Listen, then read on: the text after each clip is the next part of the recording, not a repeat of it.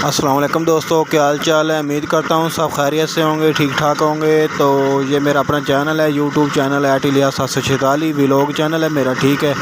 आज हम आपको फैक्ट्री में लेकर आए हैं, आपको व्यू करवाएंगे कि गार्डर जो हैं इजहार की छतें और गार्डर कैसे बनते हैं। ये छोटा सा ट्रेलर है आप लोगों के लिए, देखें। तो वीडियो को लाइक और शेयर लाजमी क्या करें, सब्सक्राइब कर दें चैनल को जो दोस्त नए आए हैं, ठीक है। ये देखें, ये तार डली हुई है इन्होंने ना, जब बारीक सूतर की तार होती है इसमें जो है ना बेंड होता है, वाट जिसको बोलते हैं वो होता है।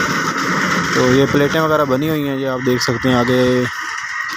आगे भी आपको दिखाते हैं। ये देखें ना, गार्डर बना भी पड़ा है, ये आपके सामने है। और ये देखें ऐसे बन रहा है, ऐसे जो है ना इसमें माल डालते जाते हैं, जो कंक्रीट होती है मिक्सिंग वगैरह, ठीक है। वो माल डाल रहा है आपके सामने भाई, ये देखें। ऊपर वाइब्रेटर लगा हुआ है, ठीक है। वो इसको जो है ना अंदर तय तक, जो नीचे तक जो है ना पहुंचाता जाता है, ठीक है। आपको इंशाल्लाह तफसीली वीडियो भी दिखाएंगे। ये है वाइब्रेटर, ये है।